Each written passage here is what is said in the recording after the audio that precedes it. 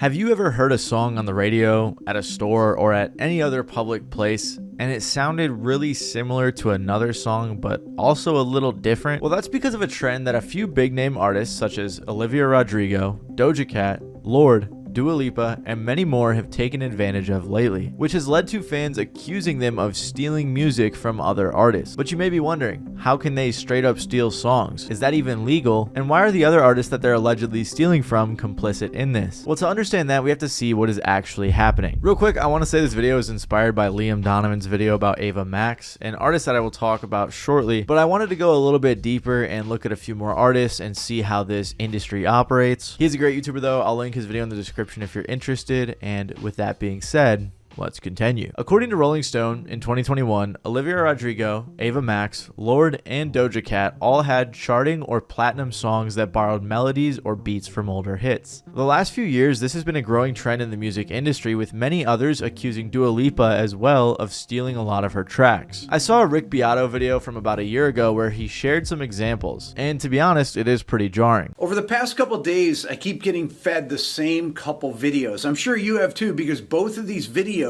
have over 50 or 60 million views. Let me play them for you.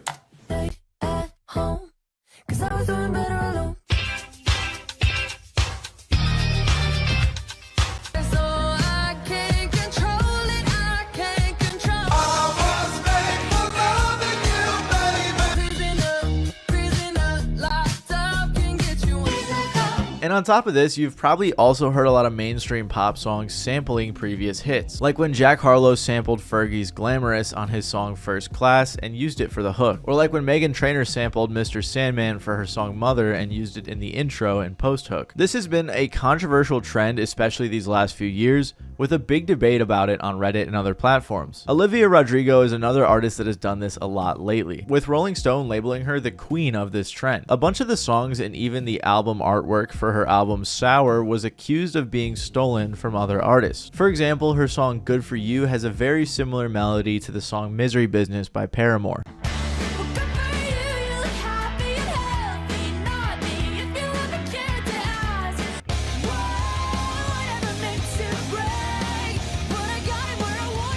Olivia didn't credit them right away, but after fans pointed out a lot of the similarities between the two songs, the original writers did get publishing rights. She also borrowed some melodies from Taylor Swift, to which she gave credit to Taylor and her team. Do you get deja vu when she's with you?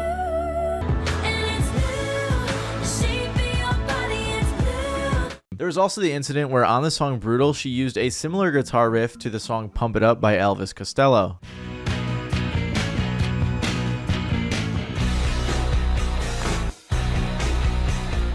He wasn't credited, but said online to a fan, "It's how rock and roll work. You take the broken pieces of another thrill and make a brand new toy." That's what I did. But unfortunately, not every songwriter is that kind. Dua Lipa, for example, has actually been sued multiple times. She was accused of plagiarizing on her hit song Levitating, allegedly stealing from the songwriters L. Russell Brown and Sandy Linzer. She was also sued back in 2015, although Dua Lipa did win both of her cases. However, it isn't just new artists that are utilizing old melodies and beats and things like that. One of the craziest examples I've seen is Rita Ora's song Bang Bang, which clearly interpolates Axel F by Crazy Frog. Bang, bang, na na na na na, bang, bang, na na na na na, oh my god, think I'm in trouble.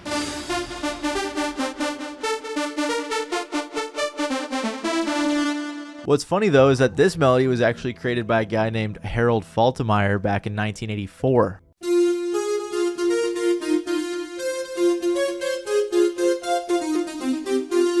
And it isn't just Crazy Frog and Rita Ora who have used this melody. Over 40 different artists have interpolated this melody, including Psy, who used it in his song Champion.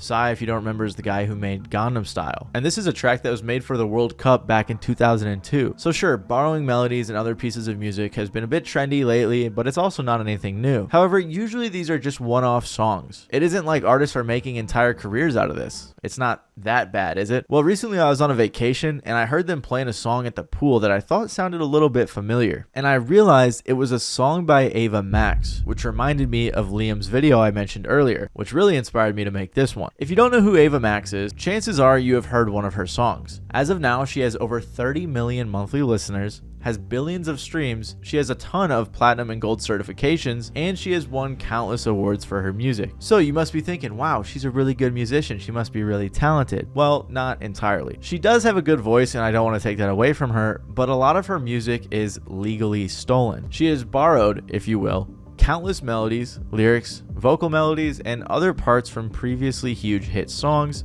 to then recreate them as her own. For example, this is her 2024 track Whatever with over 500 million streams on Spotify. And this is Shakira's song Whenever, Wherever from 2001.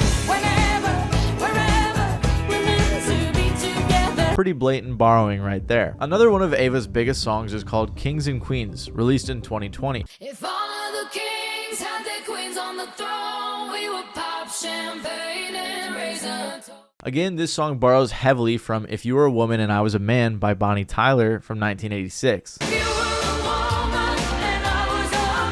The most recognizable song that sounds like this, though, is You Give Love a Bad Name by Bon Jovi.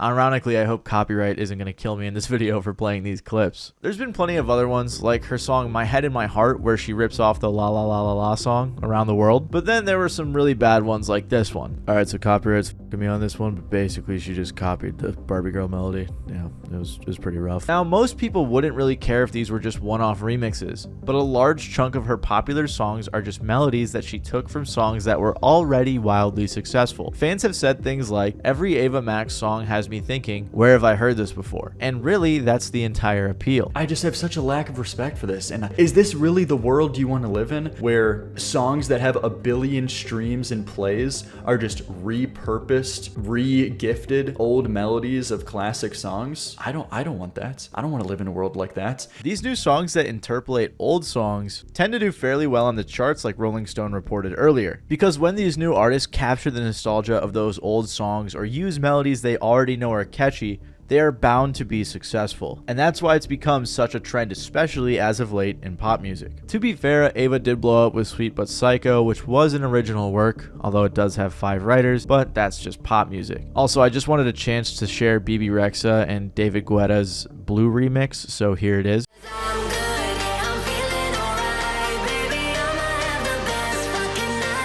You know, we're kind of on the topic of this type of stuff. Regardless, Ava has been one of the main people in fans' crosshairs when it comes to this type of borrowing music or legally stealing it. There have been lots of arguments online on different social media platforms about whether or not this is okay. But regardless of whether or not it's okay, how is this even possible? Isn't copyright a big deal? Shouldn't these artists all be getting sued for this? Well, there are some legal loopholes. To be entirely fair to Ava Max and others, most of the time, the original creators of the songs that are being ripped off do get credited and paid. This works in 2 different ways. The first way is called sampling, and it's probably what you're more familiar with. Wikipedia defines sampling as the reuse of a portion or sample of a sound recording in another recording. So basically just taking a section of a song and using it for your own in your own creative way. This requires clearances from the people who made whatever you're sampling, and a good example of this is what Jack Harlow did on the song First Class by sampling Fergie's song Glamorous. But the second way that's been happening a lot recently, or at least caught the public's attention, is the use of interpolation. Wikipedia defines interpolation as using a melody or portions of a melody, often with modified lyrics, from a previously recorded song, but re-recording the melody instead of directly sampling it. It's both important to note and interesting that you have to re-record it for it to be an interpolation. So the melody can be the same, the music just has to be changed in one way or another. So like you may have noticed, you can interpolate vocal melodies, instrumental melodies, or both. In order for it to be a cover, you had to keep the song how it originally was written. The same melodies, the same progression. It went from the verse to the pre-chorus to the chorus, like all of that. As soon as you now change it in some kind of substantial way, it's gone. And the example that comes to mind that we covered on the channel is Khalees's Milkshake, right? A milkshake brings all the boys to the yard. Her song was interpolated by Beyonce. The thing that makes interpolation a little bit trickier than sampling is with sampling, you know, okay, this is from that song and we just took it. Cool, like that's pretty easy to prove. But with interpolations, if you change it even the slightest bit and are doing different lyrics and it's just the melody, it's a little bit harder to prove that that melody was straight up interpolated. Or you could just say, oh, I was just listening to a lot of this when I made this song and it was loosely inspired. There's a little bit more room for gray area, and that's why interpolations get tricky. Neither of these things are actually new, and when I say there's been a trend lately, I think what I mean by that is it just seems like a lot of pop songs are being a bit more lazy with their sampling / interpolation. They aren't bringing much more to the tables like others. A good example of this is Shy FX's production of the song Original Nutta. Funny name, I know, but that's what it's called. It's a classic song in the jungle genre, samples 6 songs and turns them all into something completely different and iconic. Or when MC Hammer sampled Super Freak by Rick James on You Can't Touch This and just made it better. This is sampling though, and interpolation's a little bit different. You may be wondering, But other popular artists have sampled or interpolated songs and they don't get backlash for it. that's because I believe when it comes to interpolation, similar to sampling, there are tasteful ways to do it and there are non-tasteful ways to do it. A good example that Liam brought up in his video was when Kanye West interpolated the vocal melody from Black Sabbath's song Iron Man on his track Hell of a Life. Have you lost your mind? Tell me when you think we crossed the line.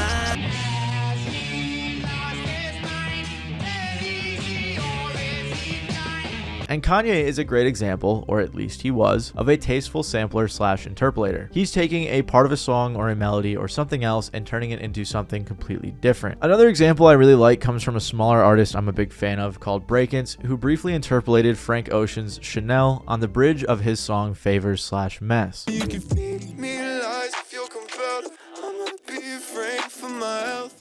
These are just small and transformative portions of songs. However, artists like Ava Max or Dua Lipa are pretty much just using vocal melodies and other melodies as crucial parts of their songs, to the point where if you aren't paying too much attention, they could be mistaken for one another. At the end of the day though, like I said, it's a gray area, and what is transformative enough will always be subjective. For example, Pharrell lost a lawsuit for the production on the song Blurred Lines just because it felt like a Marvin Gaye song. He didn't even straight up copy a melody or anything, it just had a similar vibe / sound. Some would say he interpolated the Marvin Gaye song Got to Give It Up, but other than a similar vibe, I don't really think he interpolated it. I think it was just a similar sound. And I'm not even going to try to play this one. You guys can go listen to it for yourselves and let me know if you think I'm wrong or right about that. Regardless though, Pharrell lost the lawsuit. At the end of the day, music is very subjective. For a long time though, this lawsuit actually scared the music industry straight. But it seems like since it's been a decade since this suit, people are opening up more to interpolation. As long as the artists are properly credited, like most of the people I have covered so far have done,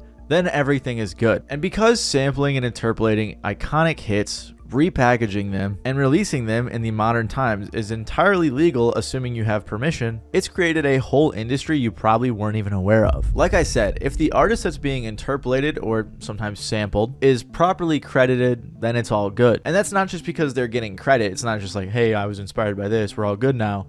They're actually getting paid. For example, Paramore's Hayley Williams and Josh Farrow were estimated by Billboard to have made as much as $1.2 million from their publishing royalties on Olivia Rodrigo's Good For You. And they also think that Taylor Swift has made at least $325,000 from Olivia's Deja Vu. But what's crazy about this is that the entire music industry has seen this type of money to be made, and they've decided to take action. Companies like Primary Wave and Hypnosis Songs Fund have began buying up the publishing rights to past hit songs from their songwriters. On the flip side, artists themselves that have old hit songs have been pushing for newer artists to recycle their own songs. The president of Primary Wave said that he is the one who encouraged Doja Cat's team to release the viral track Freak, which interpolates a Primary Wave artist song, Put Your Head on My Shoulder, by Paul Anka.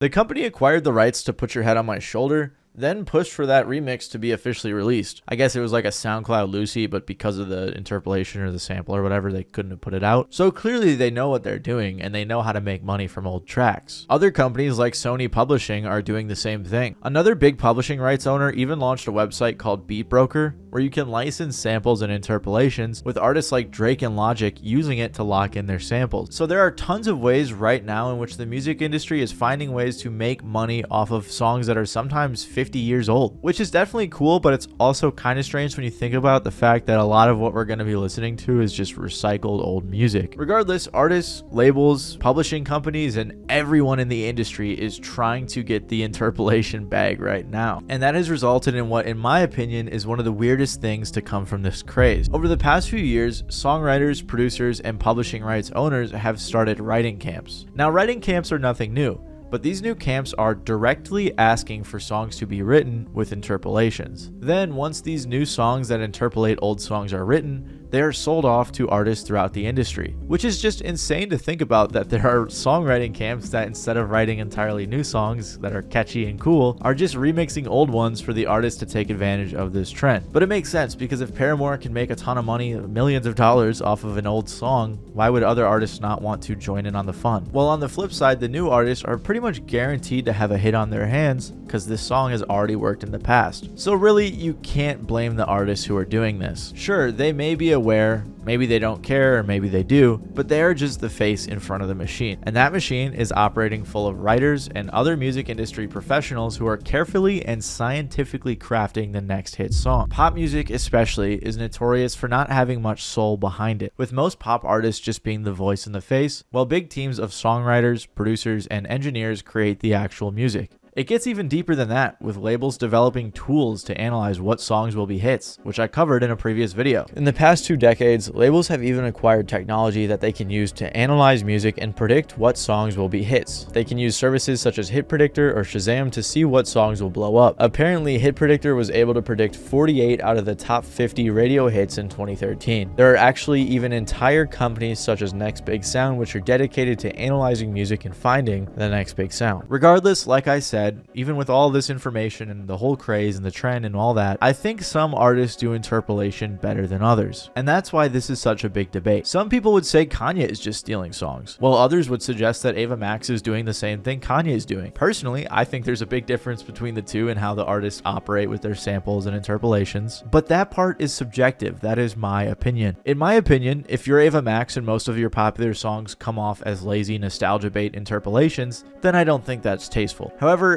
making this video, I've seen tons of her fans defend her, arguing that she's just doing what every other pop artist is doing. So this is a very confusing and highly contentious topic, and it's nothing new, as multiple artists have interpolated songs like we saw with the Bon Jovi song. So really, it depends on how tasteful, or if you just do it better, I guess. Let me know in the comments below what you guys think about interpolation.